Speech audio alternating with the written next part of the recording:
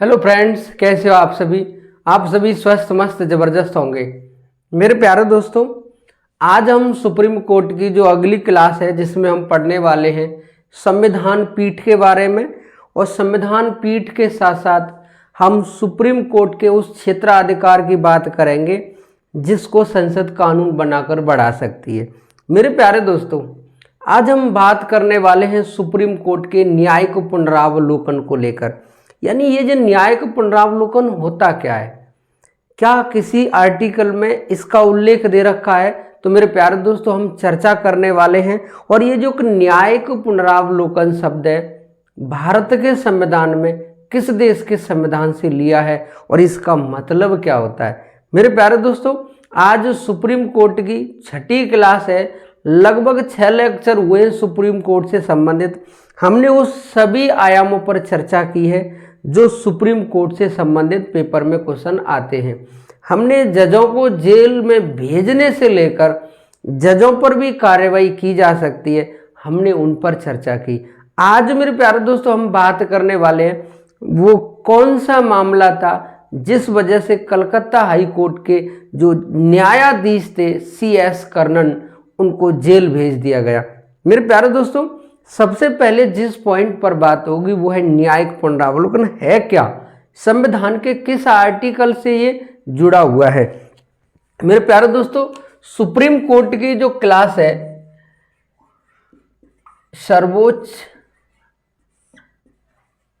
न्यायालय, supreme court की ये जो क्लास है आज छठा लेक्चर है। ये सुप्रीम कोर्ट इस क्लास में समाप्त होने वाला है। आज हम विशेष महत्वपूर्ण बिंदुओं पर चर्चा करने वाले हैं। मेरे प्यारे दोस्तों, एक शब्द है न्यायिक पुनरावलोकन। यानी ये न्यायिक पुनरावलोकन होता क्या है, इससे क्वेश्चन आते हैं। मेरे प्यारे दोस्तों, पहली बात तो ये है कि ये जो न्याय पुनरावलोकन है ये शब्द भारत में अमेरिका से लिया गया है। भारत के संविधान में न्यायिक पुनरावलोकन शब्द का उल्लेख किस देश के संविधान से किया गया है? अमेरिका के संविधान से। या तो आपको अमेरिका मिलेगा या फिर आपको USA, यूनाइटेड स्टेट अमेरिका। मेरे प्यारे दोस्तों, न्यायिक पुनरावलोकन होता क्या है, सबसे पहले इसी के बारे में चर्चा करने वाले हैं। सबसे पहली बात यह है कि इस न्यायिक पुनरावलोकन का उल्लेख संविधान के किसी अनुच्छेद में इसका उल्लेख दे रखा है तो बिल्कुल गलत, क्योंकि किसी भी आर्टिकल में न्यायिक पुनरावलोकन जैसे शब्द का उल्लेख नहीं दे रखा है। लेकिन मेरे प्यारे दोस्तों, अगर हम संविधान के आर्टिकल 13 को देखें तो जिस 13 को हम देखते हैं उसमें जो बातें कही जाती हैं उन पर जो विचार करता है सुप्रीम कोर्ट, वो ही तो न्यायिक पुनरावलोकन कहलाता है। लेकिन वहाँ न्यायिक पुनरावलोकन जैसे शब्द का उल्लेख नहीं दे रखा है। ये न्यायिक पुनरावलोकन होता क्या है? मेरे प्यारे दोस्तों, आर्टिकल 13 में कहा है संविधान लागू होने से पहले कोई ऐसी विधि या कानून जिसका निर्माण हुआ था, वो संविधान लागू होने के बाद यदि वो संविधान में बाधा उत्पन्न करती है तो ऐसी स्थिति में उस कानून को समाप्त कर दिया जाएगा। मेरे प्यारे दोस्तों, जब समाप्त कर दिया जाएगा यही है न्यायिक पुनरावलोकन। दूसरी बात यह है कि कोई भी संसद, यानी कोई संसद या राज्य विधानमंडल ऐसे कानून का निर्माण नहीं करेगा संविधान लागू होने के बाद जो किसी न किसी मौलिक अधिकार का उल्लंघन करता है। ऐसी स्थिति में यदि मौलिक अधिकारों का उल्लंघन होता है, संविधान का उल्लंघन होता है, तो सुप्रीम कोर्ट उस विधि या कानून को शून्य घोषित कर देगा। यही कहलाता है न्यायिक पुनरावलोकन। और यही सारी की सारी बातें संविधान के किस आर्टिकल में कही गई हैं? आर्टिकल 13 में। मेरे प्यारे दोस्तों, न्यायिक पुनरावलोकन है क्या? यानी विधि यानी व्यवस्थापिका जो होती है, व्यवस्थापिका कानून का निर्माण करती है।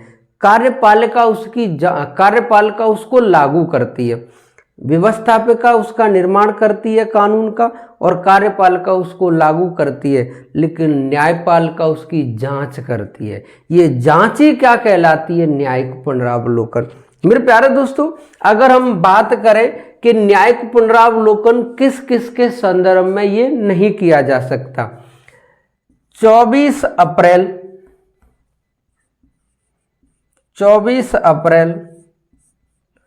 1973 से पहले, 24 अप्रैल 1973 से पहले कोई भी कानून 9वीं अनुसूची में उसको डाल दिया गया है, 9वीं अनुसूची में उसको जोड़ दिया है, तो उन कानूनों पर न्यायिक पुनरावलोकन नहीं किया जा सकता है। एक तो पॉइंट है ये, और दूसरा पॉइंट ये है कि कोई ऐसा संविधान संशोधन लाया गया है जो संविधान की आधारभूत संरचना का उल्लंघन नहीं करता है, तो ऐसी स्थिति में हम न्यायिक पुनरावलोकन नहीं कर सकते। यही कहलाता है न्यायिक पुनरावलोकन। मेरे प्यारे दोस्तों, मैं आशा करता हूं आपकी समझ में ये आया होगा। हमने कल बात की थी एक आर्टिकल को लेके जिसे हम बोलते हैं अभिलेखीय न्यायालय, यानी आर्टिकल 129 के बारे में बात की। संविधान का एक आर्टिकल है 129, इसमें अभिलेखीय न्यायालय की बात कही गई है। अभिलेखीय न्यायालय, अभिलेखीय न्यायालय यानी अभिलेखीय न्यायालय का मतलब यह है सुप्रीम कोर्ट जब भी कोई डिसीजन देता है तो वो जो भी डिसीजन देगा उसके साक्ष्य अपने पास जरूर रखता है। यही है अभिलेखीय न्यायालय। सुप्रीम कोर्ट जब भी कोई डिसीजन देता है, उन सभी डिसीजनों को जब भी वो देता है, जब भी वो सुनाता है, तो उस संदर्भ में भारत के जितने भी कोर्ट हैं सभी उस कानून को अमल में लाते हैं। मेरे प्यारे दोस्तों, सुप्रीम कोर्ट ने कोई भी डिसीजन दिया, भारत के जितने भी कोर्ट हैं सभी उस कानून को अमल में लाएंगे, सभी उसको नजीर के रूप में लेंगे। हिंदी का मतलब होता है संदर्भ और इंग्लिश में इसे रेफरेंस कहते हैं। सभी कोर्ट इसको रेफरेंस के रूप में लेंगे। वहीं ये कहा गया है कि जब भी सुप्रीम कोर्ट कोई डिसीजन देगा तो सभी कोर्ट इसको मानेंगे। ये कहा गया है 129 में। मेरे प्यारे दोस्तों, इसी आर्टिकल 129 में एक शब्द है अवमानना। एक शब्द है अवमानना, जिसे हम न्यायिक अवमानना कहते हैं। संसद ने एक कानून बनाया था जिसका नाम था न्यायिक अवमानना, न्यायिक अवमानना अधिनियम 1971। ये जो संसद ने कानून बनाया था न्यायिक अवमानना अधिनियम 1971, इसके तहत ये सुप्रीम कोर्ट को पावर दी गई थी कि सुप्रीम कोर्ट के द्वारा दिया गया कोई भी डिसीजन सामने वाला व्यक्ति मानेगा। मेरे प्यारे दोस्तों, न्यायिक अवमानना के आधार पर ये सामने वाली पार्टी को सजा भी दे सकता है। और यहाँ यही लिखा है कि ये न्यायिक अवमानना न्यायाधीशों पर भी लागू होगी, न्यायाधीशों पर भी लागू होगी। यानी ये न्यायाधीशों पर भी लागू होगी। और इस न्यायिक अवमानना का अगर किसी ने उल्लंघन किया है पद पर रहते हुए, पदासीन न्यायाधीश, किसने? पदासीन न्यायाधीश। अगर कोई न्यायाधीश पद पर है और उसने सुप्रीम कोर्ट की अवमानना का उल्लंघन किया है तो ऐसी स्थिति में उसे पद पर रहते हुए सजा दी जा सकती है। और भारत के संविधान में, भारत के इतिहास में पहली बार ऐसा किया गया कि एक न्यायिक व्यक्ति को पद पर रहते हुए जेल भेज दिया गया। मेरे प्यारे दोस्तों मामला है 2017 का। 2017 में एक हाई कोर्ट के जज थे जिनका नाम था CS कर्णन। ये कलकत्ता हाई कोर्ट के न्यायाधीश थे। कलकत्ता हाई कोर्ट के न्यायाधीश थे। पद पर रहते हुए 2017 में इनको जेल भेज दिया।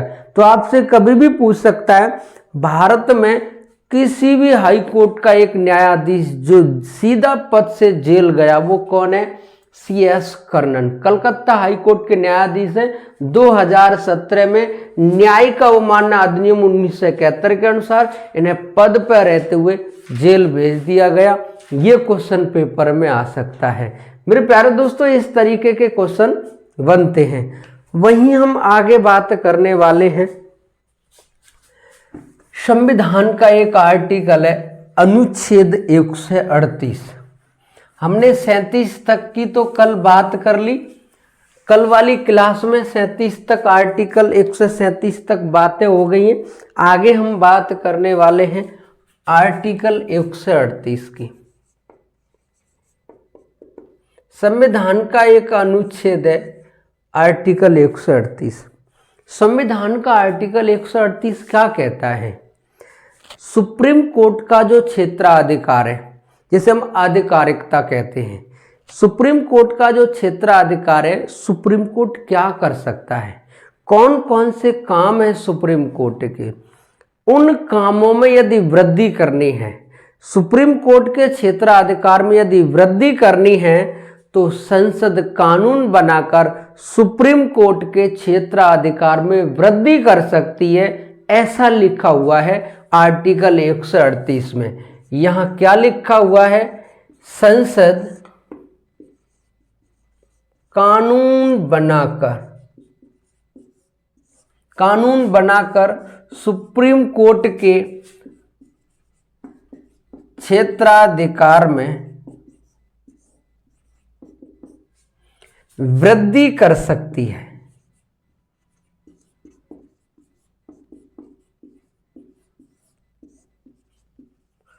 यानी संसद कानून बनाकर सुप्रीम कोर्ट के क्षेत्राधिकार में क्या कर सकती है?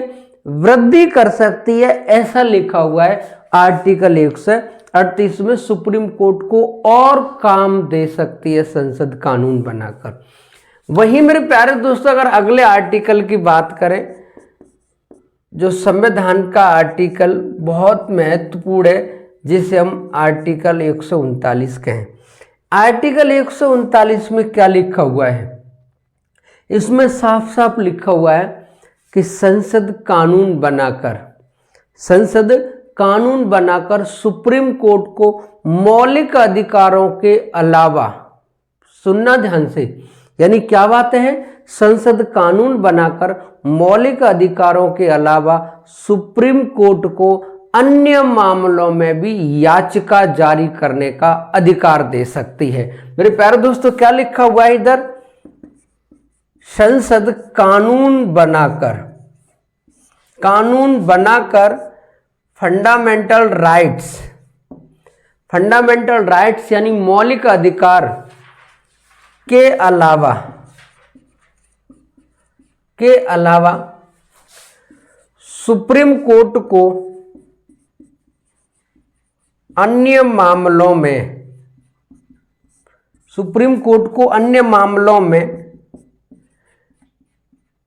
याचिका जारी करने का अधिकार दे सकती है।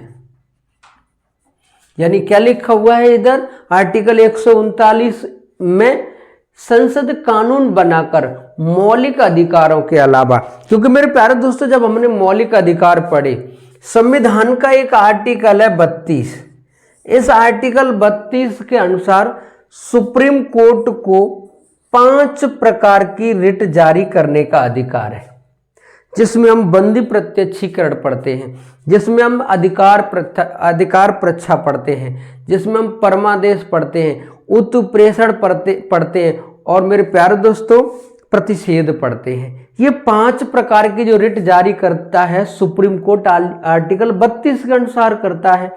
लेकिन ये कहा गया है कि मौलिक अधिकारों के अलावा यदि सुप्रीम कोर्ट अन्य किसी मामले में याचिका जारी करना चाहे तो उसे संसद कानून बनाकर पावर दे सकती है, ऐसा लिखा हुआ है आर्टिकल 139 में। मेरे प्यारे दोस्तों, आगे अगर हम बात करें, संविधान का एक और आर्टिकल है जिसे हम जानते हैं संविधान का आर्टिकल 139A। संविधान का आर्टिकल 139A क्या कहता है? आर्टिकल 139A, ये जो संविधान का आर्टिकल 139 है, ये क्या कहता है, इसके बारे में विशेषकर जानकारी रखनी है। मेरे प्यारे दोस्तों, भारत में 25 हाई कोर्ट है।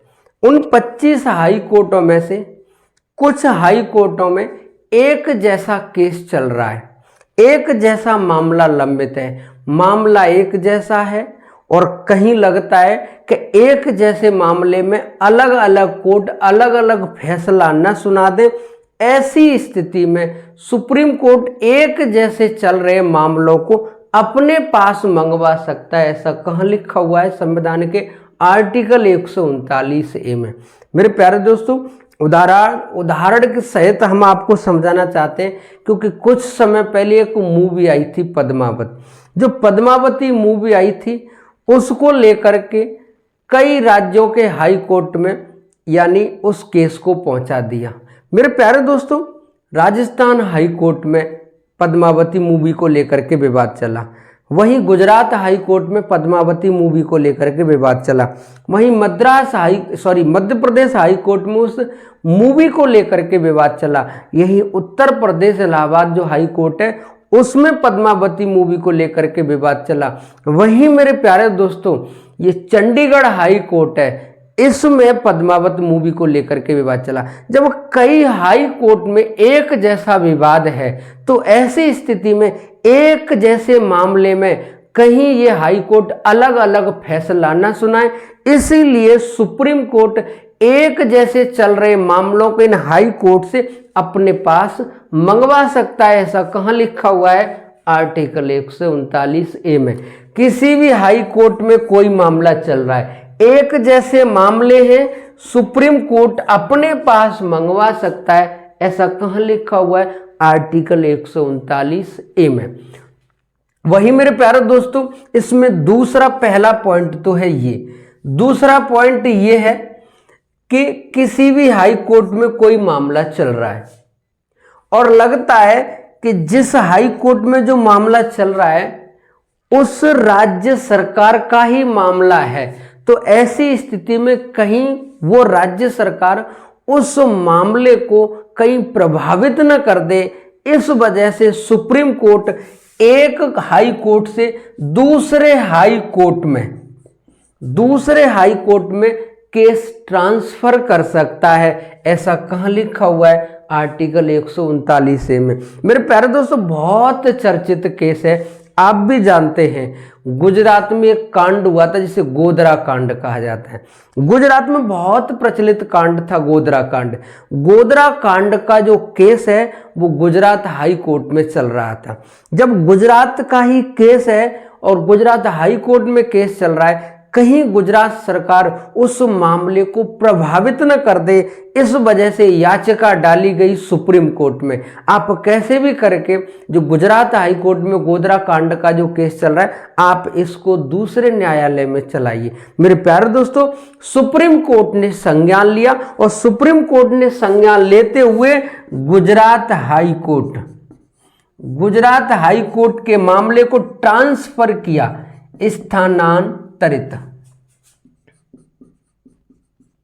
स्थानांतरित किया और कहां पहुंचा दिया? Bombay high court. ऐसा कर सकता है सुप्रीम कोर्ट। किसी भी हाई कोर्ट में कोई मामला चल रहा है उसको दूसरे हाई कोर्ट में ट्रांसफर कर सकता है। कौन कर सकता है? सुप्रीम कोर्ट कर सकता है। एक जैसे मामले सभी न्यायालयों में चल रहे हैं हाई कोर्ट में, सुप्रीम कोर्ट अपने पास मंगवा सकता है। ऐसा कहाँ लिखा हुआ है? आर्टिकल 139A में। मेरे प्यारे दोस्तों, मैं आशा करता हूँ ये आपकी समझ में आया होगा। आगे हम बात करने वाले हैं आर्टिकल 145 जो अति महत्वपूर्ण है क्योंकि उसमें संविधान पीठ के बारे में बात करेंगे। मेरे प्यारे दोस्तों, ये जो अगला आर्टिकल है जिसमें हम संविधान पीठ की बात करने वाले हैं, क्योंकि आपने कई बार सुना है कि अब की बार संविधान पीठ का गठन किया गया है, कॉन्स्टिट्यूशन बेंच का गठन किया गया। ये है क्या, इसके बारे में पहले हम चर्चा करें। मेरे प्यारे दोस्तों, संविधान का एक आर्टिकल है, आर्टिकल 145। इसमें बात कही गई है संविधान की पीठ की। संविधान की पीठ यानी कॉन्स्टिट्यूशनल बेंच। ये कॉन्स्टिट्यूशनल जो बेंच होती है इसमें क्या है मेरे प्यारे दोस्तों, ये इसका गठन तभी किया जाता है जब संविधान की व्याख्या करने से संबंधित कोई मामला आता है। इसका गठन CJI करते हैं। कौन करते हैं? भारत के मुख्य न्यायाधीश इसका गठन करते हैं। CJI इसका गठन करते हैं और इसमें सबसे कम या कम से कम एक पीठ में 5 न्यायाधीश होना अनिवार्य है।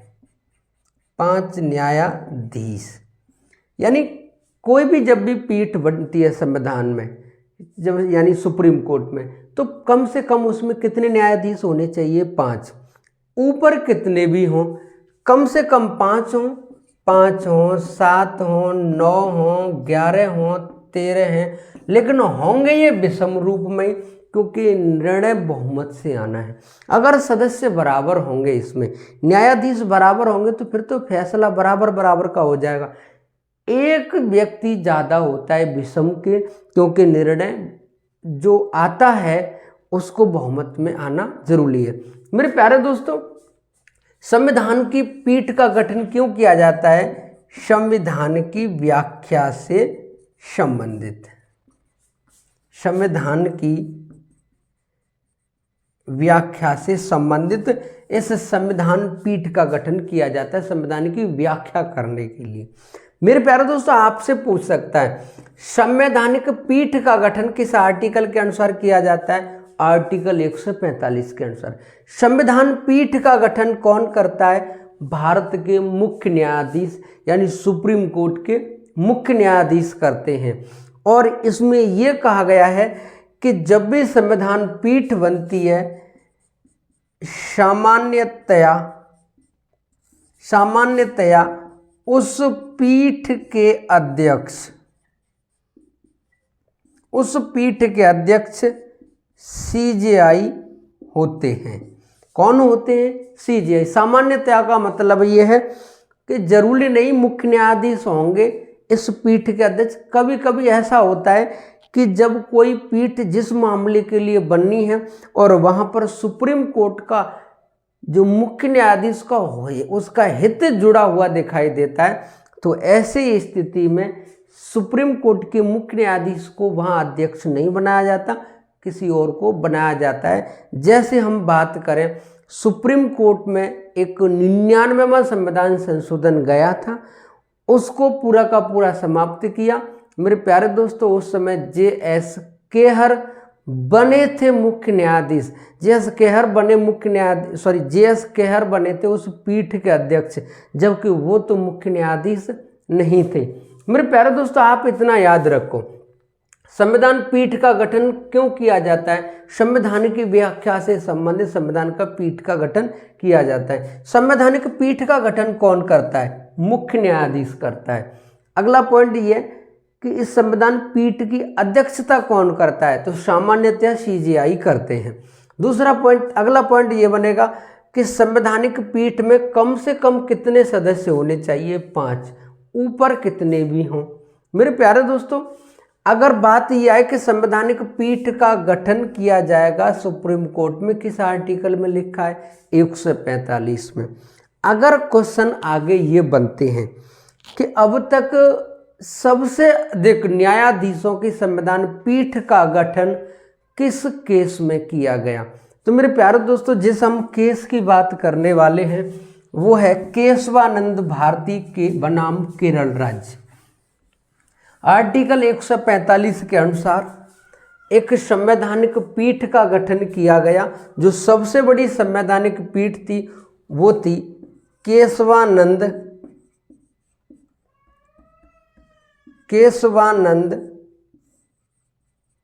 भारती, केशवानंद भारती बनाम केरल राज्य। ये केस कब का है? 1973 का। केशवानंद भारती बनाम केरल राज्य वाले मामले में 13 न्यायाधीशों की एक पीठ बनी। अब तक की सबसे बड़ी संवैधानिक पीठ है जो केशवानंद वाले केस में बनी, 13 जजों की।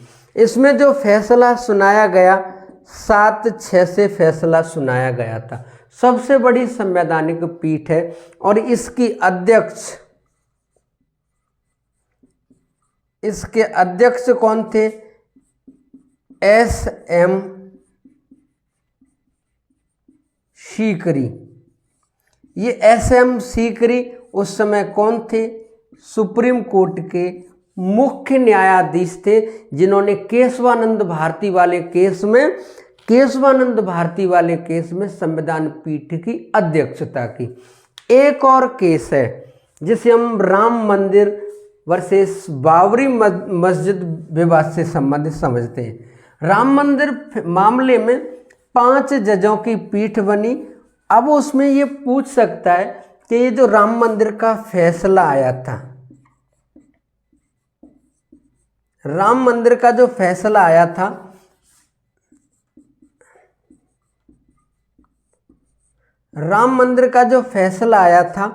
उसमें संवैधानिक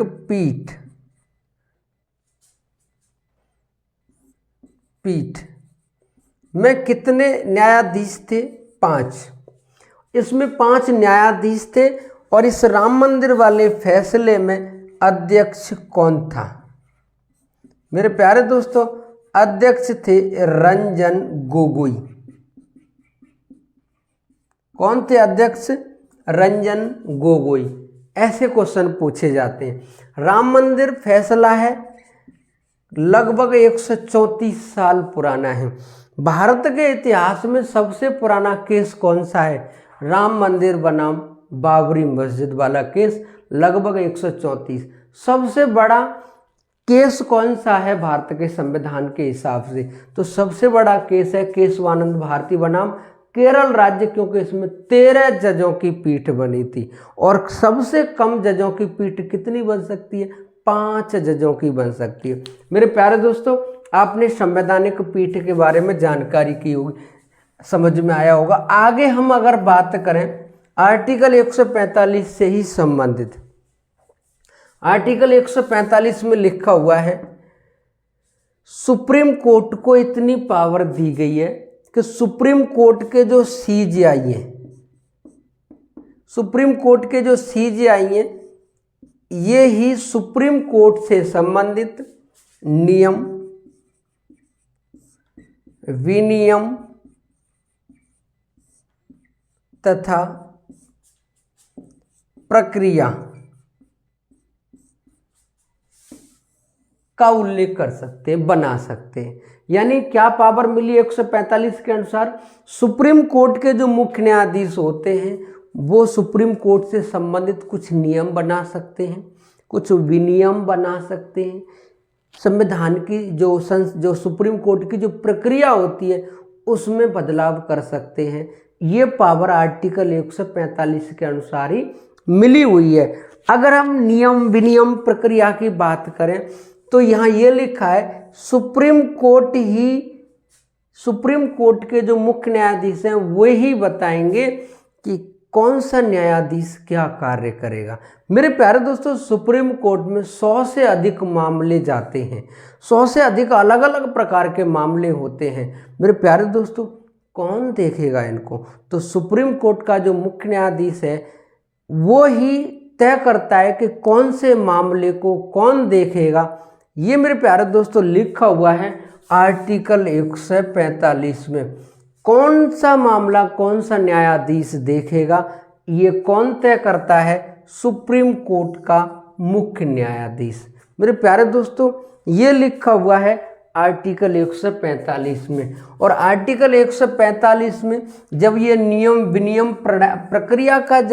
प्रक्रिया के बारे में बात करते हैं, जब कार्य आवंटन का बंटवारा करते हैं कि कौन न्यायाधीश क्या कार्य करेगा, इसीलिए सीजेआई को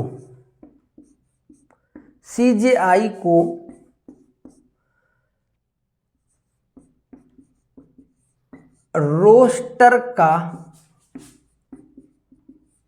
मास्टर कहा जाता है। आपसे कभी भी पूछ सकता है कि भारत के संविधान में सुप्रीम कोर्ट से संबंधित रोस्टर का मास्टर किसे कहा जाता है, यानी जो कार्य आवंटन, कौन न्यायाधीश क्या कार्य करेगा। ये आर्टिकल 145 में तो लिखा है सीजीआई करेंगे, सीजीआई बताएंगे कौन सा न्यायाधीश कौन सा केस देखेगा। इसीलिए सीजीआई को रोस्टर का मास्टर कहा जाता है। ऐसे क्वेश्चन भी पेपर में आजकल बन रहे हैं। वहीं मेरे प्यारे दोस्तों, हम बात करने वाले हैं आर्टिकल 146 की, जिसमें हम सुप्रीम कोर्ट को आज 146 के साथ ही समाप्त करके कल हम पढ़ेंगे सीएजी के बारे में, कैग के बारे में। फिर हम आगे राज्य सरकार जब हम आगे बात करेंगे तो उसमें कुछ और महत्वपूर्ण तथ्यों के बारे में बात करेंगे कि हमें राज्य सरकार के बारे में पढ़ना है। मेरे प्यारे दोस्तों, संविधान का एक जो आर्टिकल है वो है 146।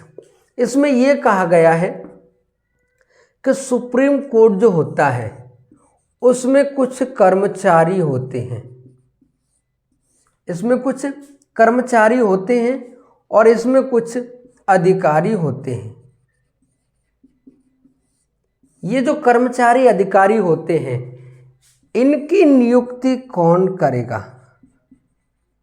इनकी नियुक्ति कौन करेगा? तो साफ साफ लिखा हुआ है इनकी नियुक्ति सुप्रीम कोर्ट का सीजीआई करेगा। कौन करेगा? सीजीआई करेगा। तो मेरे प्यारे दोस्तों, सुप्रीम कोर्ट के मुख्य न्यायाधीश के ही अनुसार आर्टिकल 146 के अनुसार सुप्रीम कोर्ट में जो अधिकारी और कर्मचारियों की जो नियुक्ति की जाती है वो आर्टिकल 146 के ही अनुसार की जाती है। अब हम एक दो केस की हम बात करने वाले हैं और सुप्रीम कोर्ट की जो समय सीमा है हम उसके बारे में बात करने वाले हैं। मेरे प्यारे दोस्तों, इन अधिकारी कर्मचारियों की नियुक्ति कौन करेगा? सीजीआई। वहीं हम आगे बात करें सुप्रीम कोर्ट का जो समय है खुलने का। मेरे प्यारे दोस्तों, सोमवार को 10:30 बजे सभी जज एक साथ एक हॉल में बैठते हैं। 10:30 बजे सभी जज सुप्रीम कोर्ट के एक हॉल में बैठते हैं। भारत के जो मुख्य न्यायाधीश हैं वो सभी को अपनी तरफ से चाय पिलाते हैं। जब सभी को चाय पिलाएंगे, सभी जजों को बैठ के बात होती है और उसी में मेरे प्यारे दोस्तों जब चाय एक साथ पी जाती है तो उसके बाद में काम शुरू होता है और काम जब तक चलता है जब तक कार्य समाप्त नहीं हो जाता, ऐसा हम सुप्रीम कोर्ट में देखते हैं। सोमवार वाले दिन जब कोर्ट खुलता है तो उस दिन 10:30 बजे सभी जज एक हॉल में बैठते हैं, मुख्य न्यायाधीश उनको चाय पिलाते हैं। और असली बात यह है और मज़ेदार बात यह है कि सभी जो न्यायाधीश हैं सुप्रीम कोर्ट में 33+1 टोटल मुख्य न्यायाधीश सहित 34 न्यायाधीश हैं। तो मेरे प्यारे दोस्तों, जब ये एक साथ बैठते हैं तो इनका जो खाना होता है, लंच होता है, कौन कहाँ से खाते हैं, ये खाना कहाँ से आता है? तो यहाँ पे ये प्रक्रिया है इसकी कि डेली एक न्यायाधीश सभी न्यायाधीशों के लिए अपने घर से खाना लेके आएगा।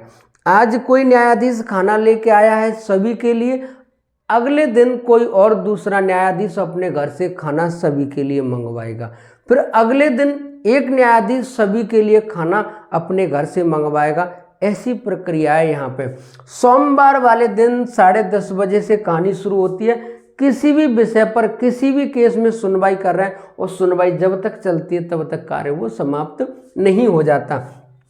इसके बाद में आ गया मंगलवार, फिर उसके बाद में बुधवार,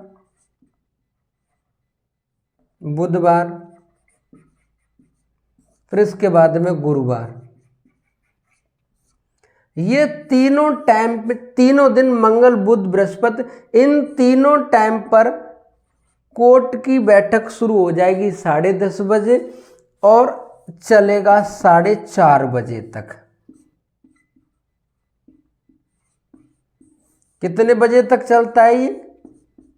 4:30 बजे तक चलता है, मंगल बुध और बृहस्पतिवार यानी गुरुवार को। फिर इससे अगला टाइम आ गया शुक्रवार